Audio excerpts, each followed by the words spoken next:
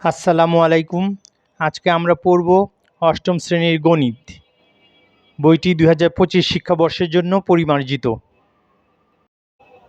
আজকে আমরা পড়ব দ্বিতীয় অধ্যায় মুনাফা, পৃষ্ঠা ১৪। দ্বিতীয় অধ্যায় শুরু করার আগে আমাদের কিছু কিছু সংজ্ঞা মনে রাখা দরকার। যেমন মুনাফার হার। ১০০ টাকার ১ বছরের মুনাফাকে মুনাফার হার বা শতকরা বার্ষিক মুনাফা বলা হয়। আবার সময়কাল অর্থ হচ্ছে যে সময়ের জন্য মুনাফা হিসাব করা হয় সেই সময়কাল। আর সরল মুনাফা, প্রতি বছর শুধু প্রারম্ভিক মূলধনের উপর যে মুনাফা হিসাব করা হয় একে সরল মুনাফা বলে। ইংরেজিতে একে বলা হয় সিম্পল প্রফিট। শুধু মুনাফা বলতে সরল মুনাফাকেই বোঝানো হয়। অধ্যায়ের অঙ্কগুলি ভালোভাবে করতে হলে আমাদের কিছু বীজগণিতীয় প্রতীক ও সূত্র ভালোভাবে বুঝতে হবে। মূলধন বা আসলকে পি দ্বারা প্রকাশ করা হয়, অর্থাৎ প্রিন্সিপাল। মুনাফার হারকে প্রকাশ করা হয় আর দ্বারা, রেট অফ ইন্টারেস্ট। সময়কে প্রকাশ করা হয় এন দ্বারা। মুনাফাকে প্রকাশ করা হয় আই দ্বারা। সমৃদ্ধি মূলধন বা মুনাফা আসলকে প্রকাশ করা হয় এ দ্বারা বা টোটাল অ্যামাউন্ট। মুনাফা আসল হচ্ছে আসল যোগ মুনাফা, অর্থাৎ এ সমান পি যোগ আই। এই সূত্র থেকে আমরা এ, পি ও আই এর মান জানতে পারবো। অর্থাৎ এখানে 3টি উপাদান আছে, যে কোনো 2টি উপাদান জানা থাকলে আমরা অপর উপাদানটি বের করতে পারবো।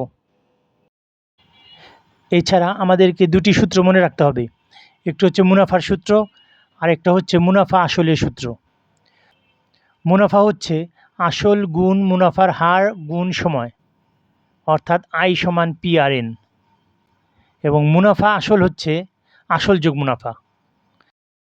এখানে মুনাফা আসলকে প্রকাশ করা হয় এ দ্বারা, এ সমান পি যোগ আই। এখন আয়ের মান একটু আগে আমরা বের করলাম পি আর এন, সুতরাং এ সমান P plus P R N. এখন আমরা যদি পি কমন নিই তাহলে 1 প্লাস আর এন। অনুশীলনী 2.1 পৃষ্ঠা 18। প্রশ্ন 1, একটি পণ্যদ্রব্য বিক্রয় করে পাইকারি বিক্রেতার 20% এবং খুচরা বিক্রেতার 20% লাভ হয়।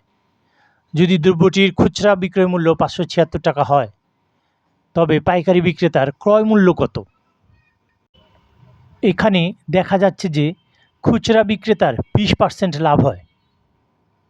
এখন খুচরা বিক্রেতার ক্রয় মূল্য যদি 100 টাকা হয় তাহলে খুচরা বিক্রেতা বিক্রয় মূল্য হবে 100 যোগ 20 সমান 120 টাকা, কেননা 20% লাভ হয়।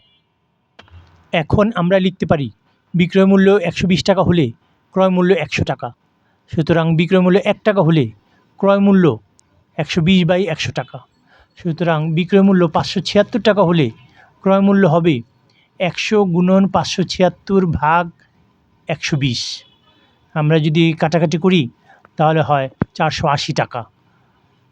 অর্থাৎ বিক্রয় মূল্য 576 টাকা হলে ক্রয় মূল্য হয় 480 টাকা যদি 20% লাভ হয়। আবার প্রশ্ন থেকে দেখতে পাচ্ছি যে খুচরা বিক্রেতার ক্রয় মূল্য সমান পাইকারি বিক্রেতার বিক্রয় মূল্য, এবং যেটা আমরা বের করলাম 480 টাকা। প্রশ্ন থেকে দেখতে পাই যে পাইকারি বিক্রেতারও 20% লাভ হয়। তাহলে যদি লাভ হয় তাহলে বিক্রয় মূল্য বেশি হয়, ক্রয় মূল্য কম হয়। সুতরাং এই ক্ষেত্রে যেহেতু 20% লাভ হয়, সুতরাং বিক্রয় মূল্য 120 টাকা হলে ক্রয় মূল্য 100 টাকা। সুতরাং বিক্রয় মূল্য 1 টাকা হলে ক্রয় মূল্য হবে 100/120। সুতরাং বিক্রয় মূল্য যদি 480 টাকা হয়, একটু আগে আমরা যেটা বের করেছি, তাহলে ক্রয় মূল্য হবে 100 গুণন 480/120। কাটাকাটি করলে আমরা পাই 400 টাকা। সুতরাং পাইকারি বিক্রেতার ক্রয় মূল্য হবে 400 টাকা। আল্লাহ হাফেজ।